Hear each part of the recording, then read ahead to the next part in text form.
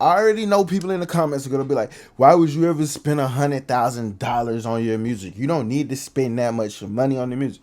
I don't even know what she spent, how she spent it, what's going on. Right? Shout out Kara. I saw the video. I was gonna give it a day or two before I reacted to it, gave my thoughts, and that's what we're doing now. So like the video, subscribe to her channel. The original video in the comments below. If you want to watch it without me talking, you can go watch her video. Don't comment that in the comment section below. But like the video, let's get it. See what we can learn. Yes, the title of this video is true. It's not clickbait. It's not an exaggeration. I actually invested $100,000 of my hard-earned money into creating my debut album, Beauty and the Boss. And 1 year later, after accumulating hundreds of thousands of streams, Spotify deleted it. All of it. It's That's a problem. Like I can see people being upset about this because it's like you don't have no control over your music once you let it go to these platforms. You can't really control it. If they want to delete it, they can delete it, and for whatever reason they can come up with, and there's no way that you can be able to prove why, or you know what I'm saying? Like, yeah, that's one thing against like the DSPs and shit like that, because like they control your music once you give it up, right? on. Sounds pretty crazy, right? Well, today I'm going to reveal the entire story. In my 10 years of releasing music for stream. Yo, Kara got a shitload of monthly listeners, gang. What the fuck? Like she go like, but she get a lot of her shit from the EDM shit in her vocal charts, and she be featured artist on a lot of shit. But yeah, she streams a lot. I think she might be the only one in the space that has this many monthly listeners, bro. That shit's insane. I've never had this What the like? Yeah, that's crazy. issue. Usually it's the opposite, where songs that I didn't make are appearing on my page. DJ Dookie remix underwater. What the fuck? That's crazy. I made a 15-minute documentary explaining this for you, and you can find it on my channel. But today's issue is possibly even worse. So let's start from the beginning. My entire life has been dedicated to my goal of being a professional recording artist. When I was growing up, I took my dance, music, and acting classes very seriously. I even got a bachelor's degree in music business because there was literally nothing else that I wanted to pursue as a career. I didn't really know anything about production and recording at the time, but I went for it and I moved to LA. I worked every possible gig I could find while doing sessions every day and working at the Jersey Mike's in North Hollywood. I actually found a journal of mine that said I made a whopping $2,400 off music my first year living in LA. Off to a great start. The only way I was able to get songs released was through singing and writing EDM songs and being the featured artist on somebody else's track. Yo, see, it's a lot of respect to what she do, because she did the work. She put in the time that a lot of people, I know like a lot of rappers don't ever really want to try to put in, because they think like the shit's supposed to come so easy, and easy is not how this shit's supposed to go, right? Because most artists be like, oh, I can't work a regular job while trying to be an artist because people gonna clown me, they're gonna look at me funny and this shit. And it's like, bro, you work a regular job, bro. Nobody's gonna like stop you, bro. Like most of the people that made it, they had regular fucking jobs. You know what I'm saying? Like, but see, a lot of people believe the made up, fabricated stories and shit because they just don't want to accept reality. You know what I'm saying? Usually a DJ. Since this genre had the lowest barrier of entry, that's ultimately what I pursued. And then you just heard she said the EDM shit with the DJs had the lowest barrier to entry. And that's one of the things that's making being an artist now very hard, because the barrier of entry to being a rapper, all you need is a phone. Like BandLab is free. You can make music here. There's free for profit beats, everything. Like the barrier to entry to being a rapper, the artist now, is extremely low because you don't need to invest a lot of money into making music, you know? But yeah, that's crazy though. And how I survived for years living in Los Angeles. EDM producer. Bro, niggas not like, bro, Shawty got plaques, nigga. Like plaques, nigga. Are always looking for new, unknown vocalists. So it was a fantastic way to gain access to incredible music production right away. However, I wanted to make my own music where I was the artist because I have a lot to say. I have diverse taste and a wide range of vocal abilities that I wanted to share with the world. And then you see she got shit she want to say That's one of the things I think that's like fucking up rap right now. It's like a lot of people just making it just to make rap music, but they're not really saying certain shit, right? And I know people might say, well, but you don't be saying you. It's like, bro, I have no interest in being a rapper for real. You know what I'm saying? Then it's like she has like a lot of different, like she could sing, like she could use her voice and all this other shit. Like she knows how to make music. You know what I'm saying? So it's like that also helps. I wanted to make music that was about the vocalist. I felt kind of powerless because while I learned recording and vocal production, I still didn't know music production yet. Every project required a team of writers and producers to complete a song. And in retrospect, I wish I started learning music production sooner, simply because I could have taken things into my own hands and started my own personal journey as an artist. Between the money I was making from recording, Like it's always good to understand it. Like if you have the ability to do all of this shit yourself, like if you have the drive to be able to do it, but like if you can't do this shit yourself, man, don't stress yourself out. It's always good, right? You don't always have to be the person that does every single thing. recording songs for DJs and selling vocal sample packs, I was finally able to start reinvesting in my own solo career after about 7 years of hard work in the music industry. 7 years. That's fucking nuts, bro. Congrats. Like Shawty going crazy. Like 2.1 billion streams, nigga. 3.3 billion on 1.4 million videos. 10 million Shazams, nigga. Come on now. This is when I partnered Stop playing with Car, nigga. Car. Sorry if I said your name wrong. up with my favorite producers and landed my first solo release on Dharma Worldwide with my song No Evil. Still love that song, by the way. And the music video slaps. Shout out to Kashmir and Reed Stefan for helping me make that happen. My second single was a more serious ballad called Underwater, and that went on to be my most streamed solo release on Spotify. For Underwater, I signed a deal with an independent distribution company who was supposed to release the song and collect the master royalties from the streams and YouTube views. I liked the idea of working with a smaller distribution company because you'd think it'd be easier to contact them. The song was released and going really well on the surface. Then on the back end, after a few months of the song being out, I noticed I stopped receiving my YouTube AdSense payments for my channel. To my understanding, this distribution company needed access to my YouTube channel to collect Underwater royalties, but instead they ended up collecting my entire YouTube channel's revenue, which I did not give them permission to do. That's crazy. That's one of the things, like why, like if you have a channel that's monetized, bro, don't let people collect your bread with your channel.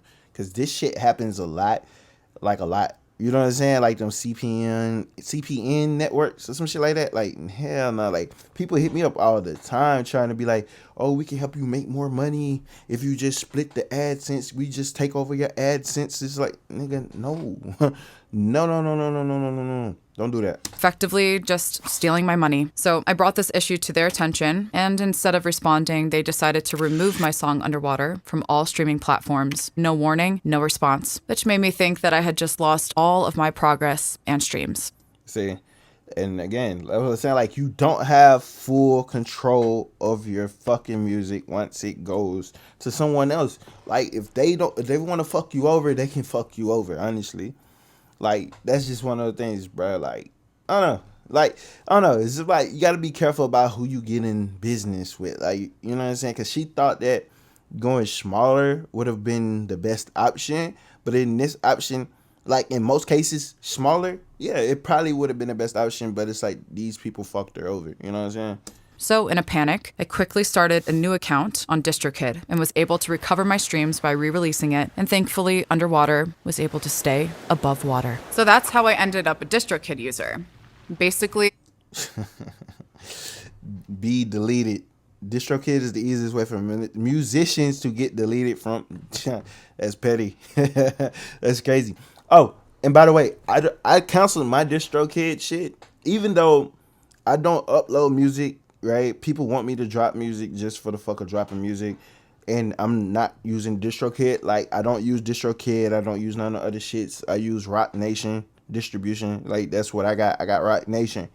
So I'm finna see like what's going on with DistroKid, because I heard a lot of shit about DistroKid after I had started working with them, but then I just stopped working with them. You know what I'm saying? an emergency situation. I didn't particularly like them for any specific reason. I just needed to get my song up as quickly as possible. I had so many DMs of people asking me where it went. Throughout this time, I was also developing my content strategies on YouTube Instagram, and TikTok. And Like, see, one thing about her YouTube, bro, it's like it's never coming off like she's trying to like be a YouTube educator, right? So her content strategy is showing her like making a song, right? Showcasing like every video basically showcases her singing ability, her songwriting ability, her production ability. Like every video like that showcases her. Like she's the focus. She's not doing how to sound like Drake, how to sound like Tory, how to sound like Billie Eilish. She not trying to like get that shit off, right? Even though she does have the templates and shit, but I don't think they're like how to sound like templates and shit. But it's like, and then she does like studio setups and shit like that. But it's like her content strategy is one that you can take, right? So like I like if you're an artist, like you're a rapper, singer, songwriter, whatever, right?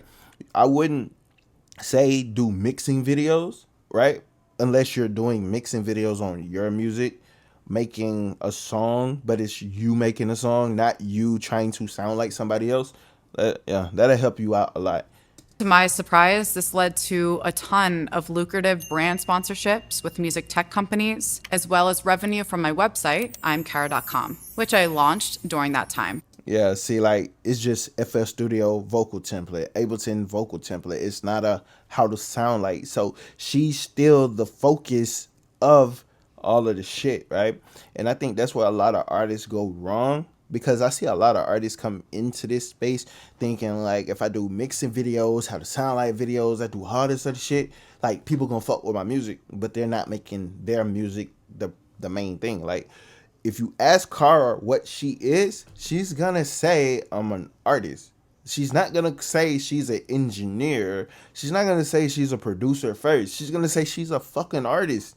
So that puts everything into perspective when you look at her channel. So you're gonna look at her like an artist, not a fucking engineer or a producer. I finally started making enough consistent income to afford to create my first original album. The album did take a lot of time to create because of everybody's busy schedules. We also got married, bought a house, and had to make money by creating content and running both of our YouTube channels. Yeah. Yep. Yep. It's a lot of numbers. They do a lot of numbers, gang. And for her to run up 100,000 out brand sponsorships is crazy. It's crazy, bro. Congratulations. Remember, nobody pays you to sit there and write songs. Right? So I had to stay consistent with content to be able to fund my dreams of simply making music. See that? She had to do what she had to do to fund her dreams. What are you doing to fund your fucking dreams, guys? Like, what are you doing? What are you doing? You know what I'm saying? Like, come on now. Like, niggas be like, oh, I can't afford that new microphone. Yes, you can. You could find a way to make it. Like, you could DoorDash, you could do this. Like, you know what I'm saying? Niggas be like, I need a better interface. I need better plugins. I need analog gear. Like, find a way to make the money to get the shit that you need. You know what I'm saying? Because nobody's going to pay you to just randomly pay you to go get the shit, bro, unless you figure out some shit, you know? After a few successful singles, I decided it was time to make a full album. In my mind, I was going to release multiple singles and albums throughout my life, and this was going to be the start of a solo artist career on Spotify. Or so I thought. So let's get down to business and make this album. While the producers themselves didn't bill me for their time because we were friends and frequent collaborators, we did have to negotiate 12 different agreements. The part that she just said is probably going to confuse a lot of people, because she said she has friends co-producing, so she didn't have to pay people. They just had to do splits in the back end. But people are going to be like, but she know how to make beats. Why she didn't make the beats herself? Why she didn't do it all herself? She has all the gear. She has all the stuff. Why didn't she do it herself? Because music is a collaborative thing. You know what I'm saying? Like, the internet has tricked you into thinking like you have to do everything yourself. No. People that's winning in the music industry, they have a team. Even though it looks like they're by themselves, they have a team. So let's keep going. Lawyer fees can range anywhere from $8,000 to $12,000 for an entire album with multiple contributors. If you make your album entirely by yourself, this step would be way cheaper or even unnecessary. I do everything above board, and so I wanted everyone's master and publishing splits agreed upon with a formal contract, standard stuff. Next, we have to get the album mixed. In pop and rap music, top mixing engineers charge anywhere from $2,000 to $4,000 per song. All right, I know right here is really going to have a lot of people confused. They're gonna be like, she makes mixing videos. Her husband makes mixing videos. Why are they paying people to mix? They could just do it themselves. She sells presets. Why is she paying that per song when she has the presets? She's selling me the presets, right? That's what people are gonna say.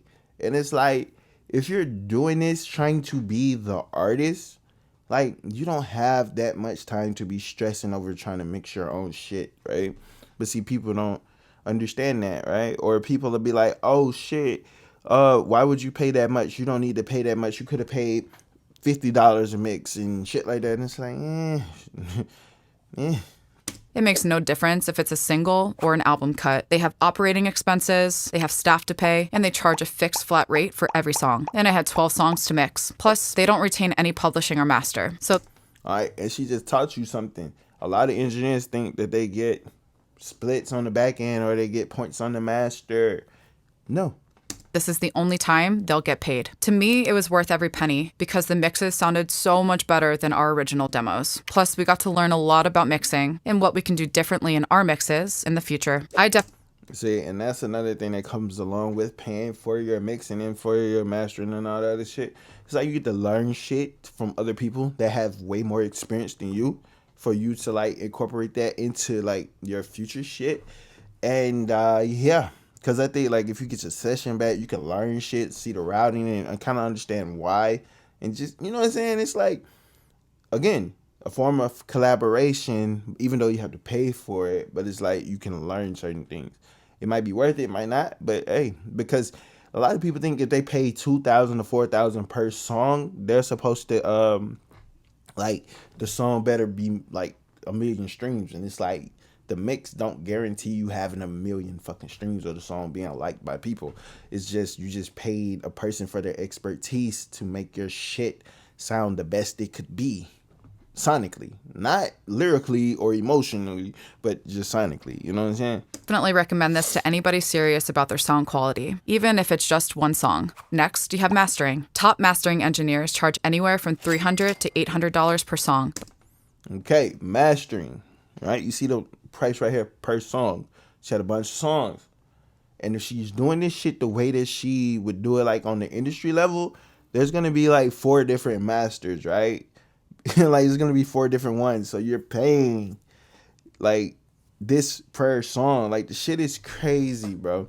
Shit's crazy, but it's like I don't know, man. I don't know. Like this goes to show how expensive being an artist can be, right? I understand you be wanting to cut the cost. You gotta cut costs wherever you can cut the cost, right? But in understanding cutting the cost, you're not gonna have the same exact quality as something being like $800 for a master when you're using AI mastering, right? Because you know what I'm saying, like AI mastering is free, it's affordable. You can find people to master songs for $100, but $100 would be, so if the top is like 300 to 800, I think mid tier would be what? Mid tier would be what, like 100 to 300, or would it be like from 75 to 300? Like what would the mid tier be? And then like what would like beginner level be? Would it be like AI mastering, which is free, to like $50 or some shit like that? Like I don't know. That's an interesting thing. Like I don't know. Like what's the most you ever paid for mastering? Each song has an instrumental, an acapella, clean version, and of course the main version. So one song will have multiple masters. Yeah. That's usually how they go, because you gotta deliver that shit because you don't know how that's gonna go. If the song get picked up for sync or any type of thing like that, people are gonna want different versions. So it's like, yeah, that you need to pay for. Generally, the main master is the expensive one, and the alternate deliverables are a smaller fee on top. When you upload your songs to Spotify, you can either upload a cover art or a video canvas. They always encourage you to include a video canvas because videos are naturally more engaging than photos. So that leads us to the cover photo. A professional photo shoot with a photographer in an indoor studio in Los Angeles costs anywhere between $1,000 to $3,000. Yo, people are gonna say this again. Why would you do that? Like, why would you book a real photo shoot? Like, why don't you pay someone to do it for a couple $100? Or why wouldn't you use AI? Like, people are gonna say all kind of different things. Yes, there's cheaper alternatives. Yes, you can go buy the camera and do it yourself. But do you have the lighting? Do you have the backdrops? Do you have the photo editing skills that you can do everything? Probably not. Chances are. But it's like everyone's not gonna have the money to be able to do this, but you can do this with whatever budget you have. You know what I'm saying? It's like, yeah, she's spending $100,000 invested into a project, right? And it's not guaranteed. Like, and in this case, we know what happened is how like it got deleted, but we don't know why it got deleted, right? So, but you see the type of money she spent already. And she didn't even include the gear because they already had the gear. The microphone that she's talking into is a $15,000 fucking microphone. That gets you a couple hours together to take pictures and a fixed number of final edits. Plus, before you get there, you have to pay for your makeup, hair, and wardrobe. On an album, you of course have the main cover photo, plus additional promo photos for your profile picture, your banners, and any promotional content. That's one thing a lot of artists don't be having from what I see. Like if I click on a lot of my people that subscribe or that be watching or follow me on Instagram and stuff like that, or if I just go on Spotify and just try to find random artists, like they won't have professional pictures, they won't have the banner, they won't have the bio, like they don't present as professional artists. You know what I'm saying? So yeah, that's one thing you could kind of take away. It's like you don't need to like do this and have like super expensive photo shoots, but it's like a photo shoot one photo shoot a year for like an hour or two will get you enough shit to where you can alternate through. You know what I'm saying? It's kind of like for all the different platforms and stuff Surrounding your release. Simply paying for the photo shoot gives you permission to only use those photos in your internet posts. If you want to sell merch, put up a billboard, or sell any physical item with that picture on it, you also have to pay your photographer a commercial licensing fee. See, that's another thing. I think a lot of artists don't understand the business part. That's why I'm glad she's breaking down the business shit within this video. You know what I'm saying? To show like, hey, there's a lot that goes on beyond the recording, the mixing, and the mastering, right? Like there's a lot of shit involved. Could cost an additional hundreds or thousands of dollars. Bruh, that's crazy. That's crazy. Like imagine like you got like like you want to put this shit up, but they know you making money. They could be like, I'm gonna need $1,000, but like yeah, like they could fuck with you or they could not fuck with you. You know what I'm saying?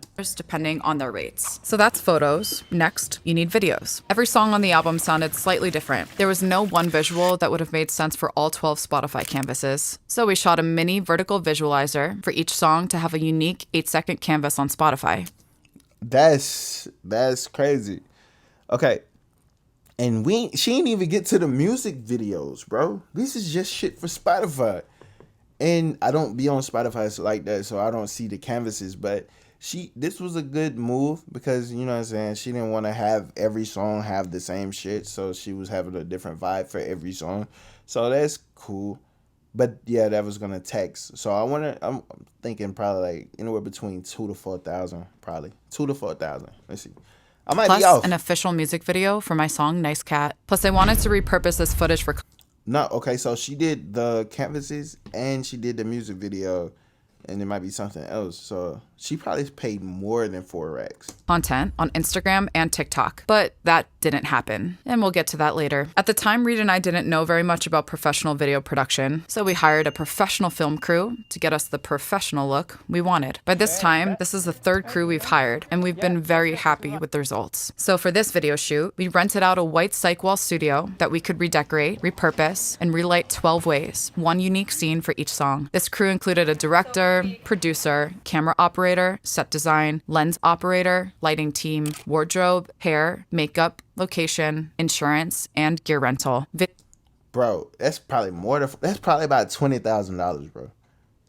That's probably about 20,000, bro. Probably 20,000. Video locations don't work like music studios, where all the gear is provided for you. You have to bring your own. At that time, Reed and I didn't own all of the professional video equipment that we have now. So we rented everything locally in LA. Of course, you have to feed everybody lunch and fit your shoot in a certain time frame to legally meet all of the video union standards. This meant that our one project became a 4-day video crew expense. This cost about $35,000 to $40,000. See, I know it. Like once I got more information, bro, $40,000. I know people gonna be like, bruh, like 40,000, that's fucking crazy. You shouldn't have did that. You shouldn't have did that because you could have just iPhone, boom, boom, boom, boom, boom. Like people gonna say that. Like they're gonna be like, why did she just use the iPhone? Why she didn't use the iPhone? She could have got somebody cheaper than that. She should have just not did the shit that she wanted to do. She should have, like, I don't know. Would I would have done it for the 40,000? I don't know. I don't think I would have spent the 40 because I probably wouldn't have did the canvas because that's only for Spotify, right? Does Apple Music do the shit too? Or is it just Spotify? See, shit like that, I don't know. Like Tidal, all the other streaming platforms, I don't think I would have did that just for one platform. Me personally, not one platform. Like the 40,000 for the videos, I probably would have did like one video, or probably would have like not even one video yet. I probably would have had the budget tucked away to kind of see like what song people would gravitate to. That's like if I was the artist, or if I was like A&R and an artist, and I was like, hey, bro, let's see, like we got to kind of see like what song people are gonna fuck with, right? Before we spend all this bread on a video. That's me personally, you know what I'm saying? But it's like Shotty and them already had a plan, and it's like you can't really knock a person's plan because it's seeming like the plan was gonna work until Spotify or DistroKid or whoever deleted the fucking project. You know what I'm saying? Bro, most people would have a fucking problem spending that money, right? Like as an independent artist, like would nobody spend that much money, bro? Like I could see myself spending, like if I had $100,000, like if they gave me $100,000 right now to drop my mixtape, I'm spending $50,000 on marketing and promo. 50,000 is going to marketing and promo. That's like half of that shit is gone. Like I'm not buying studio gear. I'm not buying none of that shit. $50,000 going to marketing, bro. Half the budget is marketing. I don't give a fuck. Legit marketing. No bots, no, like legit fucking marketing. Like, yeah. Which sounds like a lot, but $40,000, bro. I'm going on a Blackboy Max stream. Like, if I had 40,000 racks, like 50,000 racks to spend on marketing, bro, Max, get this 25 racks, gang. Let's do a stream. Let's, like, you know what I'm saying? I'm gonna get a lot of clippable fucking content out of that because people fuck with Max. You know what I'm saying? People fuck with Max. I'm gonna do a lot of fucking memeing. It's gonna be a lot of memeing going on. We're gonna get clippable moments, right? We're just gonna make that shit entertaining as fuck, right? That would be $25,000 well spent. You know what I'm saying? that's how much video crews cost. They all did a great job and they gave very fair prices considering how skilled they are. Plus, it was a 12-song shoot, not just one. So that's video production. Now we have video post production. Oh shit. Oh yeah. Because this is the thing. I think like a lot of people watching this right now, they don't know the difference. They was like, they think like, because like you get the cameraman right now that they'll charge you for the shoot and the editing all in one price. But it's like, what if you want to have other people edit the footage? Now you got to pay a whole different price. Whoo! So if she paid $35,000 to, let's say $40,000, bro, $40,000 to shoot the shit, editing it is probably gonna be 10 to 15, maybe 10 to 15, maybe, depending on how they do it, man. You know, depending on how they do it. Let's see. For this, we figured the best way to tackle the workload would be to hire an editor and colorist that can work with us in-house. This helps avoid revisions, annoying emails back and forth, or time zone differences that you may be battling with your team of editors. We edited the Spotify canvases and the mini music videos for each song. And depending on where you live, this could cost around $200 to $600 a day. Needless to say, it took a lot of days to edit 12 visualizers and sift through and narrow down all the amazing footage the team captured. In addition to the expensive video production. How much did she spend though? Let's see. I don't know. Like, how much did she spend? We also did countless pieces of iPhone content and videos at home that. Okay, so she did the iPhone content. She did the videos at the crib. And it's like they home studio shit set up in a certain way, bro. Like they have the professional shit, the backdrops, the lighting, everything. Like if I could set like my dream setup, bro, like I'm pulling a lot of inspiration from like Reach to find them shit whenever I build out my studio, bro. Like you can change the backdrop with the colors and shit like that.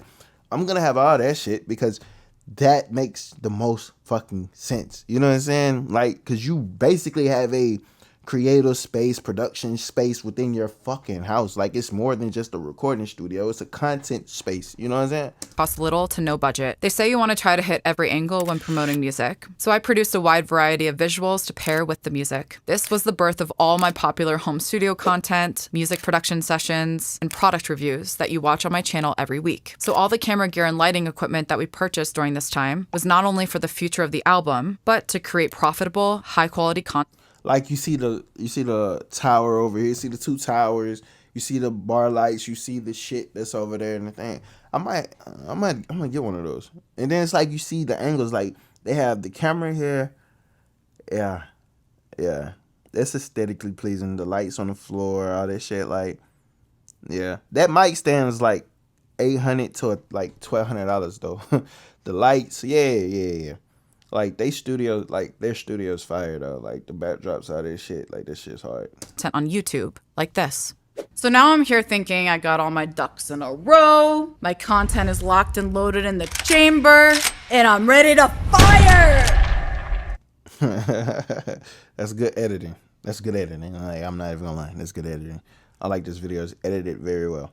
And all we need is a release date and a distributor. This entire time, I was actively trying to find a management team, a record label, or reputable distributor to work with me on this release. But no one really consistently expressed interest, and it was all just delaying the project from being released. All right, so Cara being who the fuck she is, right? She has a following, she has the numbers, she can sing, she has the credits, all the streams, platinum, everything. And she still struggled to get people to, like, fuck with her with the release. You know what I'm saying? So that goes to show you, like, it's not easy. Like, you see people that are talented, see people that have the things that you want, and the shit still is not easy. People still have to fight and overcome certain situations, right? Because, like, people would, like, I see people hate on her all the time, bro, for no fucking reason. Right? Because they'll be like, oh, you got all this stuff, but no streams, this, no music here. It's like, bro, like, y'all don't fucking know what goes on. You know what I'm saying? Like, you don't fucking know what a person is dealing with behind the scenes. Like, it's just a lot of shit, bro. Right? Because, like, if I had that $15,000 microphone right here, people would be talking so much shit because they would be like, you have that $15,000 mic, but you're recording in a bedroom with no treatment in it. It's like, so how does that affect your day? Let's keep going. So I said, you know what? F it. I'll just slap it up on my DistroKid account and do this thing independently. I'm surprised she went back to DistroKid because I use Rock Nation. I know she could have applied for Rock Nation, and they would have fucked with her because you don't have to pay for DistroKid. You don't have to pay no fee if they accept you. And then she probably could have got a bag from an actual distribution deal with Rock Nation. Like, you know what I'm saying? That's what she probably should have did. You know what I'm saying? Or, I don't know. Set a release date from March 2020. But then again, like, Reese the Fun is like, industry as fuck. I'm pretty sure he got connections. Like, the Puppet Man is one of them. Like, one of them for real. And it was on. So the release came. I stayed up till 9 p.m., which is midnight on the East Coast. And yes, that's late for me. Refreshing my Spotify, eager to see my album appear on my profile. All of my hard work finally public. Except 10 out of the 12 canvases were missing. All the songs are up, but the expensive visuals I made for them just aren't there. Ooh, I know they gotta suck. Yo, she said 10 out of the 12 is crazy, bro. She spent $40,000 on all that shit, bro. And for 10 of them not to show up, bro, I would have been tripping, bro. I had to contact Spotify's. I ain't gonna hold you. I would have been pissed off, bro. Like, not even bullshitting. I would have been mad as fuck, bro. Let's see. Let's see. That shouldn't happen. You know what I'm saying? Then it's like, that shouldn't have never happened. customer service, and it took about 1 to 2 weeks to get it resolved. So 1 to 2 weeks is crazy. So basically, she had all that shit up there just looking blank as fuck. the first 2 weeks of my release, there's just no canvas, just static artwork. Kinda disappointing. Yeah, like that shit. Like, now that I know that there was supposed to be little visuals and shit in those blank boxes, that shit looks crazy. Like, it just looked like somebody just randomly threw some shit up without even thinking about it. I don't know. That shit crazy. Considering Especially if I pay that bread, that's wicked. they cost $40,000. That's wicked. Anyway, I was still excited, thinking, man, I finally made it. The album's out. Okay. Last 28 days, she had 2,100 listeners. 3.7. So people was listening to it, like the listeners listened to down there 4 songs off the project. She had 10,000. Okay. And I'm determined to go viral. So I opened TikTok and uploaded my very first video performing my favorite song on the album. And Your audio is muted for copyrighted content. Thank you. so the video That's wicked. Imagine getting copyrighted for your own shit. That's wicked. And then you can't even release it. That's crazy. was just me dancing and lip syncing to Silence, promoting my new song. I said, wait a second. What about this audio could possibly be triggering a copyright strike? Mookie, are you the bots? The fucking cat. What if Mookie's been the bots the whole time? Are you the bots? I didn't use any splice samples. She said the bots. What the? Hey, I ain't gonna hold you. Enough people don't like her, bro. From what I see on social media, like people be hating on her, bro. Like, a lot of people on social media don't like her, bro. I can see people buying fake streams for her or trying to like copyright claim her shit on TikTok because they don't want her to, like, I don't know. I can see that, but it's like that takes trolling to a whole nother level. That takes being a hater to a whole nother level. But people have done it. Like, I think people were botting Weaver Beats videos at one point. Like, they were botting his likes. It was like, he would be getting like 3,000, 4,000 fucking likes on a video or some shit. And it just randomly just started to happen. You know what I'm saying? It's like that botting shit, that hating shit be weird, bro. It didn't get misinterpreted with somebody else's song. And I just released it. And it was already blocked on TikTok. And TikTok's supposed to be the main way that artists funnel their fans to Spotify, right? So I Yeah. searched the TikTok music library for my album, and it was nowhere to be found. I then looked at my personal TikTok audio library on my profile, and I can only find 2 songs, Money in My Mind and Playback. I thought, this is weird. DistroKid is supposed to release it everywhere. Now I have to start researching and contacting. Why they trolling, bro? That shit say delete kid. Anytime they do it, delete kid. Shit. Damn, DistroKid, you getting some bad press right now, gang. That's crazy. Like, that's wicked, bro. That's wicked. I don't know. That's wicked. I don't know. Interesting. This is interesting to me because it's like, bro, I have no interest in taking, like, being an artist seriously, right? I love music, love making music, love talking about music, just love fucking music, love being creative. But it's like, I wouldn't wish this on no fucking body.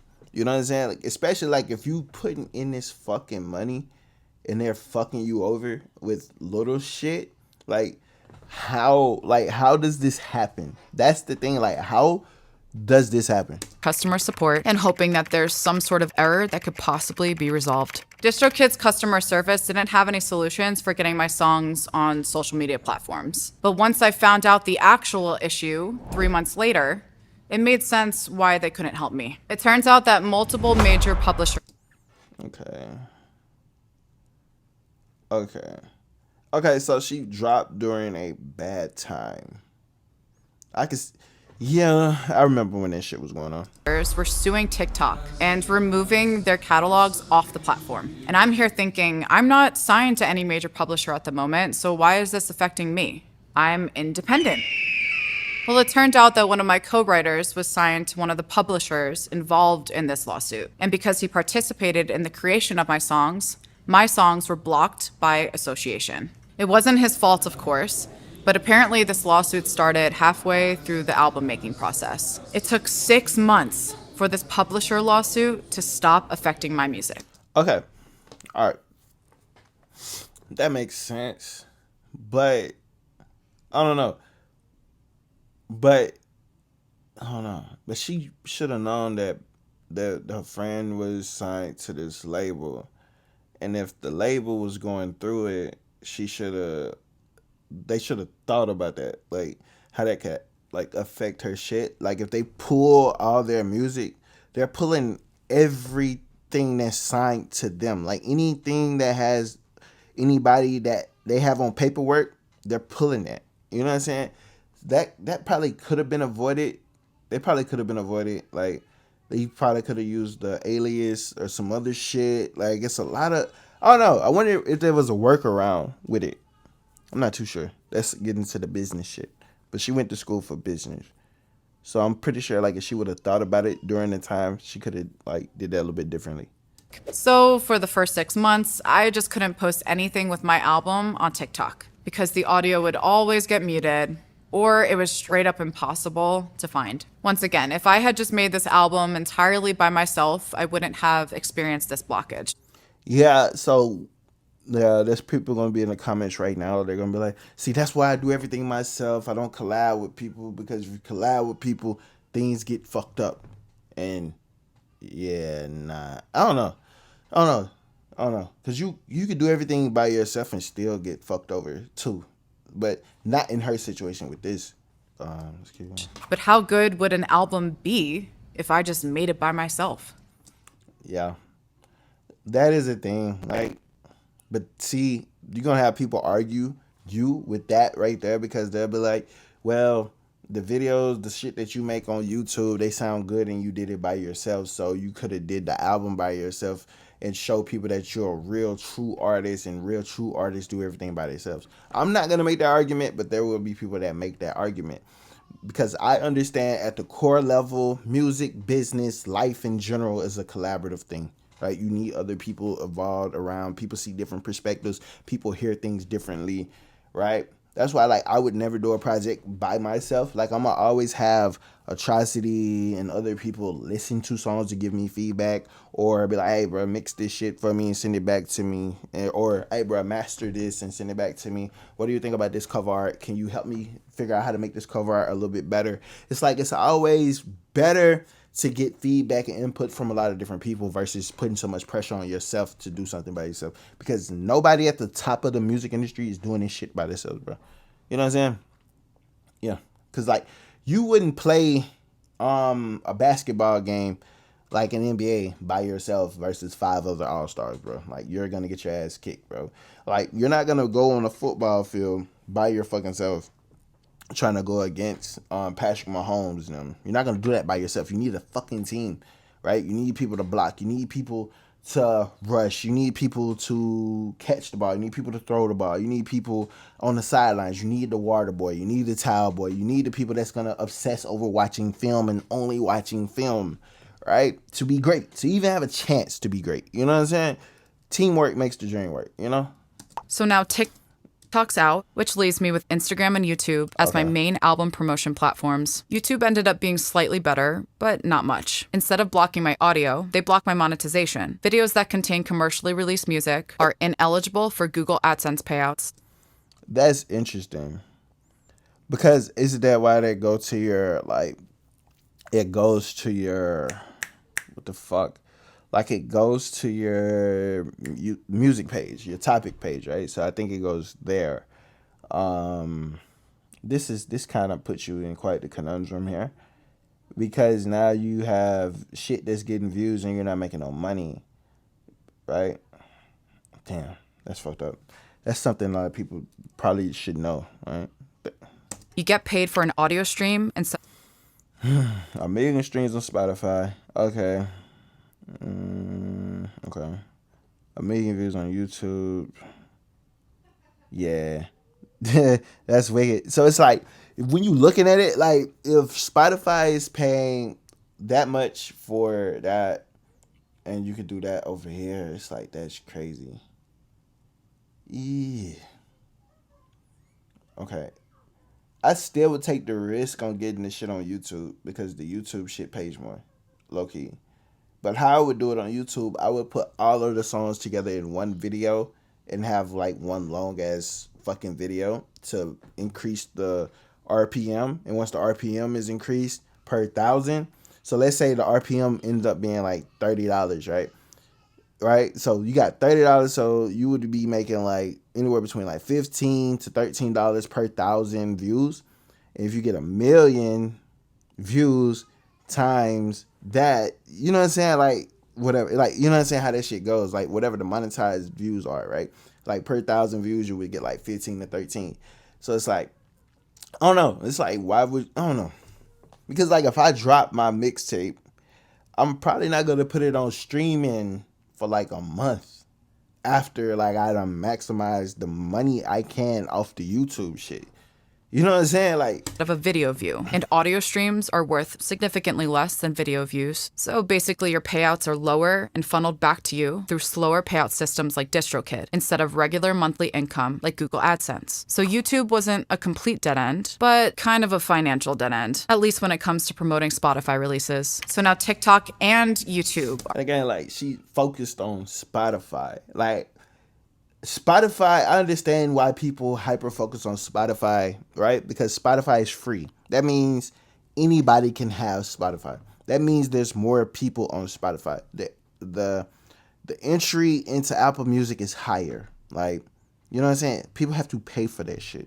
It's not a free option for Apple Music. You know what I'm saying? So, like, it's a higher entry point. Becoming a dead end. So let's try Instagram to promote this album. Now with Instagram, it's unclear whether their search engine sucks or the entire music library system sucks. Both. Instagram is a platform I don't fuck with at all because like there's no clear indicator on how you should use it. You can't look at your analytics right and read your analytics right. Who, like, you don't know where your shit is getting seen from, shown from. Like, it's like they fucked that out so bad by trying to copy TikTok, but it's like you don't know, like, and like I don't know. And they force you to, like, Meta is forcing you to pay for shit, bro. They want you to pay for the ads so you can reach your audience. They won't let you reach your audience unless you pay for the fucking ads. Either way, it sucks. I could not find any of my songs for my album, no matter how completely or correctly I typed it into the search. Maybe Instagram was also being affected by the same lawsuit as TikTok. Who knows? If I was lucky enough to find my songs, I had to quickly save it to my saved audio, or else I literally would never find it again. I had more fans complaining that they couldn't find my music than I had fans using my songs in their content. Isn't that the whole point? For people to easily find and use your songs in their content? Well, apparently not for me. While Instagram didn't mute my audio, they were making it damn near impossible for anyone to find and use my music. So out of all... Okay, so it's like she running into a situation where, like, she's being targeted in a sense. You know what I'm saying? Like, I don't know. Like, she seems a lot more calm compared to, like, what I would think a person that just got fucked over after spending like $100,000 on the project. She's a little bit too calm for me. You know what I'm saying? Like, yeah, like $100,000, bro. That's a lot of fucking money, bro. 3 social media platforms. The one that's working out the best for me is YouTube. So I decided to wait for one song to become the most popular song on the album and make an official music video, knowing that my... Okay, that's what I thought earlier. Like, that's kind of like what I thought, though.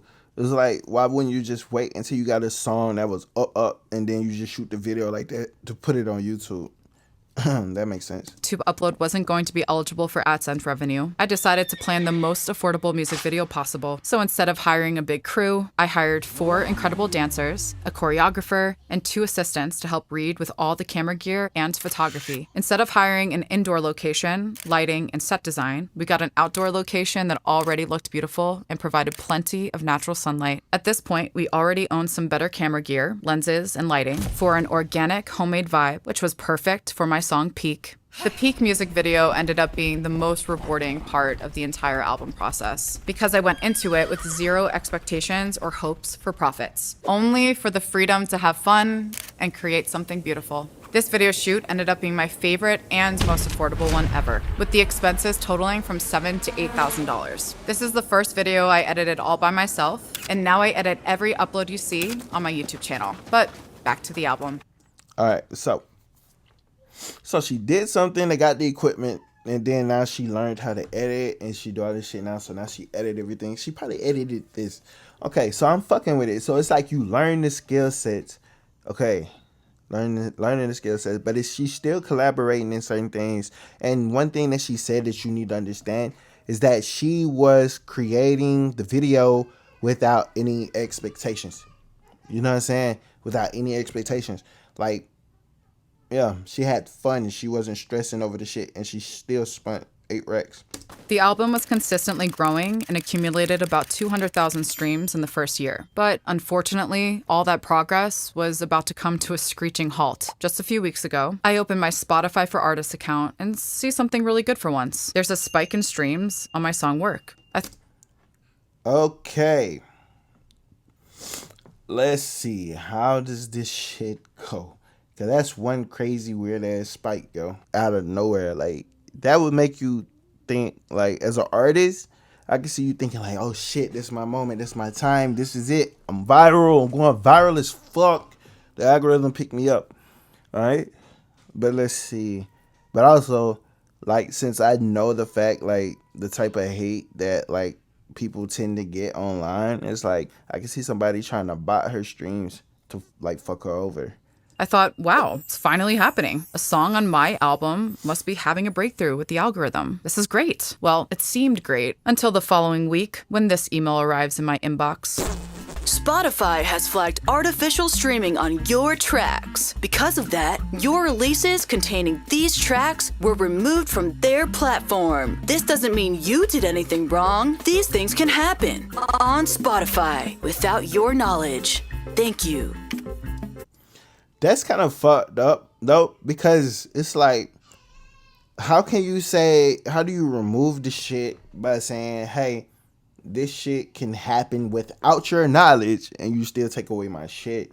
Like, there should be some type of check system to see, like, have you been to, oh no, like, I don't know how you could combat it, but it's like, that's kind of fucked up, bro. That's fucked up. So the song that was just starting to get all those streams was actually flagged for artificial streams, like bots or AI or one of those weird things that scammers do. I wouldn't know because I never signed up for anything like that. Now, I know this sounds like a joke, but they weren't joking, because a few days later, my 12-song album became a 0-song album. So after having one of my Okay, that's the video I saw. The one on the left right here. She was like, I invested 100K. I saw that on Instagram. And I was like, whenever she dropped the video, I'm going to check it out and react to it. Because, like, that shit sounds fucking crazy. Like, that shit's weird. Infamous Kara crash outs on Instagram, I decided to make the permanent decision to never distribute or release a song for streaming ever again. I did not buy any artificial streams or send bots to my profile to run up my numbers. Which begs the question, who did? Quite frankly, none of my haters are smart enough to launch a successful cyber attack of this magnitude. Oh no. Like, somebody probably did that shit, right? Like, and you sitting there saying that, they're probably watching this video being like, huh, I did it.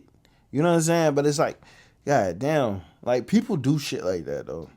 Like, I don't know. It's like, I don't know. People probably didn't. I don't know. Somebody did something. Like, I don't know who it was, but it's like now she's saying she's not gonna release music through streaming again. But it's like I understand why people put such an emphasis on streaming, because that's where you can reach the most people to funnel them back to you. But it's like, I think shit is gonna go back eventually to CDs. Vinyl. It's like vinyl's already a thing. Cassette tapes and shit. Like, shit's gonna go back. Like, everything goes in a full circle. After this streaming shit, it has to go somewhere. Like, it's going back somewhere else. I don't know. So I don't believe that this was done by some person who has a grudge against me. What I do know is that thousands of other artists are experiencing the same exact thing. My theory is someone made a playlist and promoted it with bots. That potentially got me and a number of other artists flagged. Okay, that's usually how they do that shit. I remember watching some videos on YouTube and they was talking about like how, let's say, they'll take a song of a person and then like there'll be some random European country that has like maybe like 100,000 people for the population, and then they'll run up the bots over there, and then like they'll look at the streams. Let's say the artist has 2 million streams on the song from one country, and the country has 100,000 people.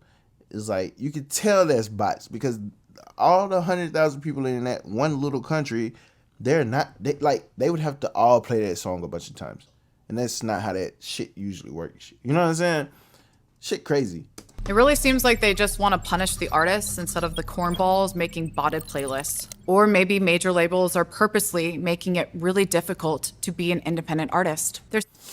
Okay, that point right there, I could see how people would argue that one or two different ways. The major labels have ownerships in all of the streaming platforms because the streaming platforms won't exist if they didn't have their music, right? So it's in their best interest for the independent artists that are getting traction or have potential to be squashed, right? If they don't have a hand in the money or have a hand in making the artist pop, right?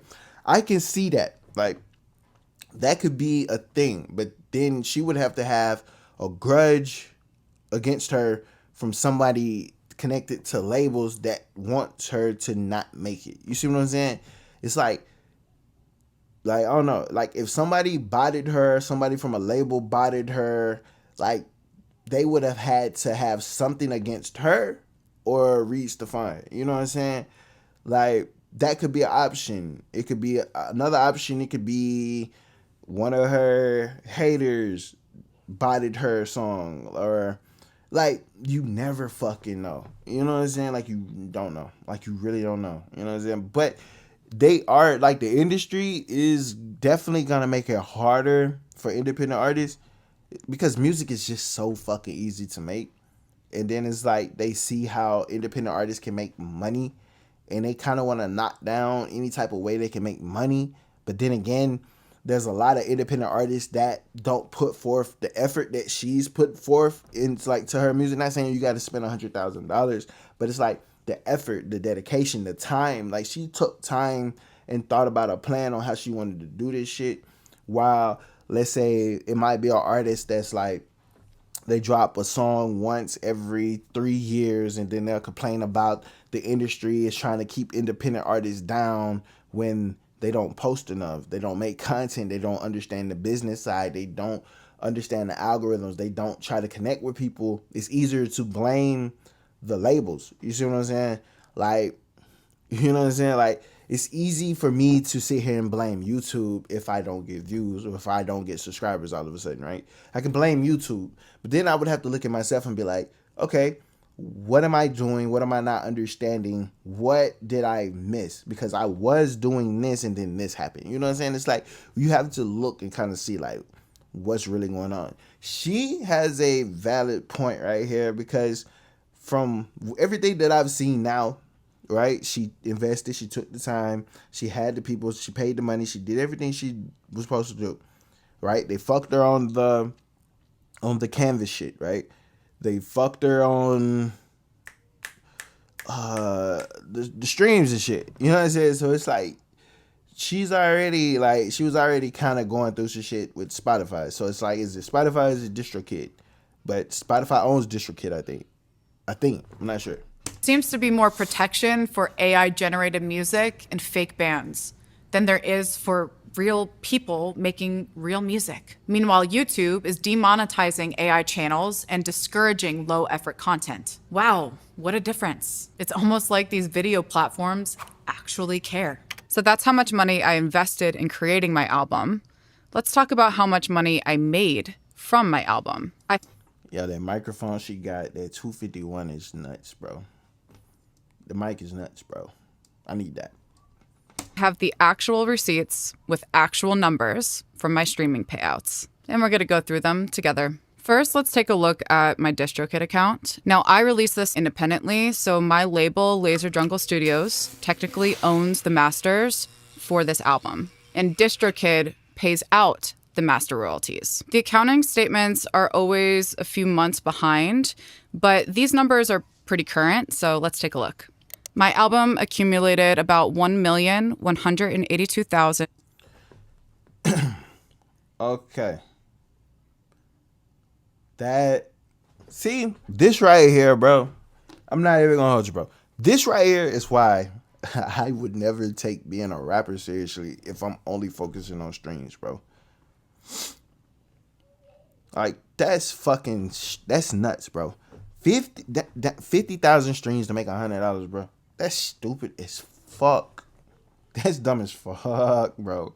That's dumb, bro. That's dumb as fuck, bro. Like, don't make sense, bro. You know what I'm saying? Like, 100. Like, look at this shit, bro. The song Zoo has 121,000, and this shit only made $77, bro. There's no consistency between this shit because, like, the streams didn't even double from Zoo to Peak, right? But she made more money off Peak. She made more money off Wusa, right? But Work has 330,000, right? And she only made 181. But that has the most streams, right? How the fuck is that possible? Like, that shit don't make sense, right? But the thing is, it's like, streams in certain countries pay more. You get paid more from a paid account than a free account, right? If you're getting streams from, like, Europe or some other countries, or some certain countries in Europe pay less per stream, right? Because I know YouTube views, like views from South Africa, pay less, the ads pay less than they do in Norway, right? Or, like, you know what I'm saying? It's like different shit. And then 12 album sales, right? Made more money than 121 streams, 30,000 streams. You see what I'm saying? It's like, so down there, like, so 1.1 million fucking streams, $1,200. Okay, it's interesting. I don't know. 611 streams. And for that amount, I was paid $1,210.86. Like, $100,000 led to this so far. This total includes all streaming services, so Spotify, Apple Music, and I even had 12 album sales. So shout out to those 12 people that bought my album. I appreciate you. As the label, I am responsible for paying the producers their master royalties as well. So even this small $1,200 number gets further divided between multiple people. This album had a short lifetime. It was only up on streaming services for a year and a half. But still, $1,200 for a year and a half of streaming split between multiple people, it's looking pretty bleak. But that's only the master side, so let's take a look at the publishing. As a songwriter and producer, you are supposed to sign up with a performance rights organization that collects performance royalties. I happen to be signed with BMI. Buckle up, baby, because these numbers are a doozy. As you can see in my chart, Work has a couple more statements available because of the fact that this song actually got synced on a very popular TV show, and it was released a couple months before the actual album. So one of the songs was already generating some income before the entire album got released. BMI does quarterly accounting, so I have a total of 8 quarters accounted for. Work generated the most money in this total because of that sync, but still, it's a whopping $338.97. And then when you add up the entirety of the performance royalties that I collected in my BMI statements, you have a grand total of $347.56. There are multiple songs on here that didn't even crack $1. For example, my song Big Butt generated a riveting total of 69 cents. I thought my butt was worth more than that. But apparently not. That's a crazy joke. That's a crazy joke. It's crazy. It was a simp somewhere in the comment section that got blocked because he probably said some wild shit. Not on BMI. But hey, I guess it's better than the 5 cents that my song New generated. So these numbers are just my splits, but there are 3 to 4 writers that are involved in every track. So if you multiply the $347.56 by 4, you get $1,390.24. In addition to this PRO money, there is also royalties that are collected through all of our different publishers, but I can probably guess that it's not that much. And last but not least, I did happen to get a small sync for my song Work, which was $2,000 split between 3 people. It's important to remember that even though my album is off streaming services, there is still potential to land more syncs. So there is small potential for future income, but as it stands now, let's calculate the grand total. So after investing over $100,000 into my album has generated a total of, drumroll please, $4,601.10. Ooh-wee. And this right here is why there's a lot of people saying you do this. This is why people are gonna say this is why you should only do music as a hobby. You shouldn't try to do it as a business because there's no money in music. Like even if you invest $100,000, you're not gonna make it. But see, that's why people say, why would I buy the $3,000 microphone when I'm not gonna make $3,000 back? Why would I pay for mixing if I'm not gonna make the money back? Why would I buy plugins versus crack the plugins if I'm not gonna make the money back, right? Like everything is a risk. It's an investment. Like being an artist, chasing your dreams, there's not a guaranteed way for this shit to work. There's not a guaranteed way for this to like just work. You know what I'm saying? It's like I don't know, bro. Like music is one of those things, right? Like if she didn't get the sync placement, that shit looks crazy. And then it's like every song don't get a sync placement, as you see. Like you can make some of the best music in the fucking world, right? But it's not gonna be guaranteed to like do crazy fucking numbers. Like she had some issues she couldn't promote. I can see that holding it back. So she could, I don't know. Like I think if she promoted it, she probably could have made at least 10,000. You know what I'm saying? If she was able to promote it. If shit worked out the right way, she probably could have made like 10 racks. If the shit would have been up for for 2 years, she probably could have made it. But it's like, she probably wouldn't have made the 100,000 back off just this one project. It probably would have took her a couple of projects to make the 100,000. But with each project, she would have learned how to cut costs and do things more in-house and like, oh no. It's like now I'm thinking like this kind of shows you how you should approach music shit as a business versus just doing it for fun if you want it to be a business, right? Because you have to be clear with what you want because this is proof that you can spend $100,000. But one other thing is she didn't have a marketing budget. She was just relying on the social media, her social like TikTok to push the marketing. But it's like she could have did like she does influencer marketing. She could have found popular people that was doing dances or did micro influencing with the dancers. She could have bust down 10,000, gave 10 people 1,000, or she could have gave 20 people 500 to make a couple of TikToks doing the song. You know what I'm saying? Like she could have did that, right?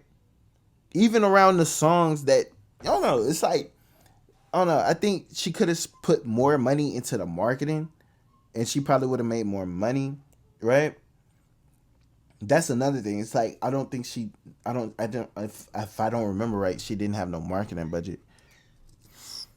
So, after running the numbers, was it worth it? From an artistic perspective, yes. I learned a lot. I went on an epic journey and I got the opportunity to express myself freely and creatively and just really embody what it means to be an artist. Plus, I had so much fun along the way, and I wouldn't trade those memories for the world. Now, from an accountant's perspective, was it worth it?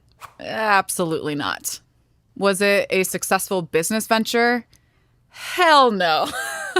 And see, that's the thing. Like, a lot of people don't look at being an artist or dropping a project as a business, right? When it's the music business, right?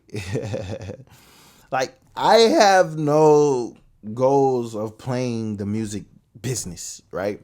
As an artist. Like, if I play in the music business, I won't be an artist. I'm gonna tell you that. And I down show won't be an engineer. I'm gonna tell you that. I already did that. I'm not doing that again, right? It basically is the equivalent of setting your money on fire. Yeah. In conclusion, it is really disappointing. She burnt $96,000, bro. Like, really, or $95,000 and some shit, bro. Like, she, whew. That the album came to That's crazy. To be able to take like $90,000 worth of a loss is crazy. such an abrupt halt. But there is a silver lining. This album disaster was the catalyst that I needed to restructure my entire business and invest all of my time in a profitable and stable platform like YouTube. This doesn't mean I'm gonna stop making music or stop sharing music online. It just means that I'm no longer investing my time, energy, money, or creativity into music streaming services and distribution companies. And I'm certainly not going to send my fans and supporters to a streaming platform that doesn't support me. That sounds like she's finna come out with her own streaming site or trying to figure out a way to go to direct to consumer, right? There's a lot of ways you could probably do it. You could probably sell your fans the private SoundCloud link. You know what I'm saying? There's sites to where you can have your own shit to where people can go play your shit, save the shit on the phone. There's a lot of different ways to do it. You know what I'm saying? And I fuck with it. I fuck with it because like a lot of artists keep running to these streaming platforms because they were like, I need the streaming platforms. I need the streams.